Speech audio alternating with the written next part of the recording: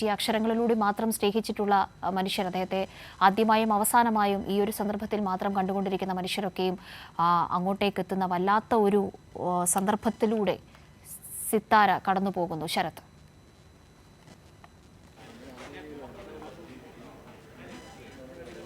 കാവ്യ, ഇന്നലെ രാത്രി 11:42 കൂടിയിട്ടാണ് MT പ്രസിദ്ധനായരുടെ മൃതശരീരം ഈ പറയുന്ന കൊട്ടാരം റോട്ടിലുള്ള സിത്താരയിലേക്ക് എത്തിച്ചത്. അപ്പോൾ തൊട്ട് ഇവിടേക്ക് എത്തുന്ന ആളുകൾ, അണമുറിയാതെ എത്തുന്ന ഒരാൾക്കൂട്ടത്തെ നമുക്ക് കാണാൻ കഴിയും. അതിനകത്ത് പൗരപ്രമുഖരുണ്ട്, രാഷ്ട്രീയ പ്രമുഖരുണ്ട്, സാംസ്കാരിക രംഗത്തും സാഹിത്യ രംഗത്തും MTയുമായിട്ട് സഹകരിച്ച് പ്രവർത്തിച്ചവരുണ്ട്, വായനക്കാരുണ്ട്. ഇതൊന്നുമല്ലാതെ ഈ കോഴിക്കോട്ടുകാരുണ്ട്, സാധാരണ ആളുകളുണ്ട്, വായനക്കാരുണ്ട്.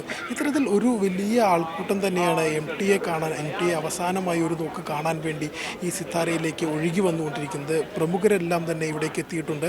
രാവിലെ 10:30 കൂടിയിട്ട് മുഖ്യമന്ത്രി പിണറായി വിജയൻ ഇവിടേക്ക് എത്തും എന്നാണ് നമുക്ക് മനസ്സിലാക്കാൻ കഴിയുന്നത്. ഏതാനും നിമിഷങ്ങൾക്ക് മുമ്പാണ് PA മുഹമ്മദ് റിയാസ്, മന്ത്രി AK ശശീന്ദ്രൻ എന്നിവർ MTയെ കണ്ട് അന്തിമോപചാരം അർപ്പിച്ചത്.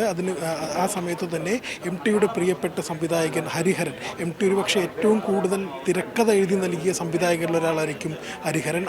MTയെ കാണാൻ വന്നിരുന്നു. MTയെ കണ്ട് അദ്ദേഹത്തിൻ്റെ നിശ്ചലമായ ശരീരത്തിന് മുന്നിൽ നിമിഷങ്ങളോളം നിന്ന് അദ്ദേഹത്തിൻ്റെ എല്ലാ അഗാധമായ ദുഃഖവും കുടുംബത്തെയും അറിയിച്ചുകൊണ്ടാണ് ഹരിഹരൻ ഇറങ്ങിയത്.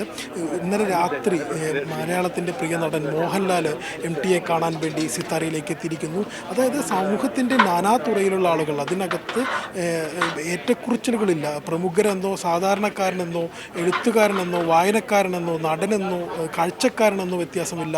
എല്ലാവരും മലയാളത്തിൻ്റെ പ്രിയ എഴുത്തുകാരൻ MT വാസുദേവൻ നായരെ കാണാൻ വേണ്ടി കൊട്ടാരം റോഡിലെ സിത്താരയിലേക്ക് ഒഴുകിയെത്തിക്കൊണ്ടിരിക്കുന്ന കാഴ്ചയാണ് കാവ്യ കാണാൻ കഴിയുന്നത്.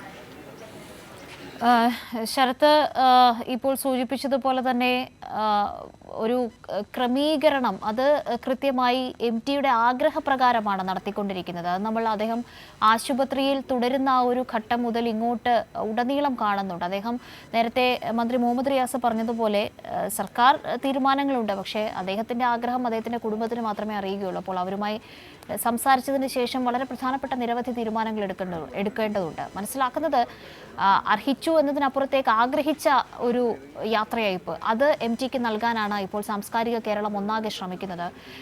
അത്തരത്തിലുള്ള കാര്യങ്ങൾ ഇപ്പോൾ തീരുമാനമായിട്ടുണ്ടോ?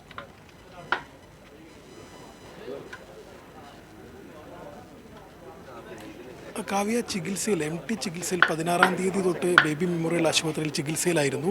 അന്ന് തൊട്ട് കേൾക്കുന്ന അല്ലെങ്കിൽ പറയപ്പെടുന്ന കുറേ കാര്യങ്ങളുണ്ട്. MT തൻ്റെ ജീവിതത്തിൽ അല്ലെങ്കിൽ തൻ്റെ മരണവുമായി ബന്ധപ്പെട്ടുകൊണ്ട് എന്തൊക്കെ ചെയ്യണം, എന്തൊക്കെ ചെയ്യരുതെന്ന് സംബന്ധിച്ച് വ്യക്തമായ സൂചന കൃത്യമായി ബന്ധുക്കൾക്കും വീട്ടുകാർക്കും നൽകിയിരുന്നു. അതിൽ പ്രധാനപ്പെട്ട ഒരു കാര്യമായിരുന്നു കൃത്രിമമായ ജീവൻ നിലനിൽക്കാൻ സഹായിക്കുന്ന ഉപകരണങ്ങൾ ഉപയോഗിച്ചുകൊണ്ട് തൻ്റെ ജീവൻ നിലനിർത്താൻ ശ്രമിക്കരുത് എന്നൊരു കാര്യം അദ്ദേഹം പറഞ്ഞിരുന്നു. ഇത് കൃത്യമായിട്ട് കുടുംബം ആശുപത്രി അധികൃതരുമായി അറിയിച്ചിരുന്നു. സ്വാഭാവികമായിട്ടുള്ള ഓക്സിജൻ സപ്പോർട്ട് മാത്രമാണ് ഇന്നലെ വരെ MTക്ക് നൽകിയിരുന്നത്.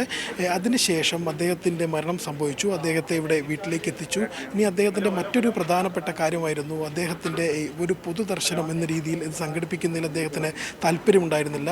കുടുംബം ആദ്യഘട്ടം തൊട്ടിൽ പറയുന്ന കാര്യം ഇതാണ്: MTയെ കാണേണ്ടവർക്ക് വീട്ടിലേക്ക് വരാം, MTയെ അവസാനമായി കാണേണ്ടവർക്ക് വീട്ടിലേക്ക് വരാം, അതിനുള്ള സൗകര്യം തങ്ങൾ ഒരുക്കിയിരിക്കുന്നു എന്നാണ് പറയുന്നത്.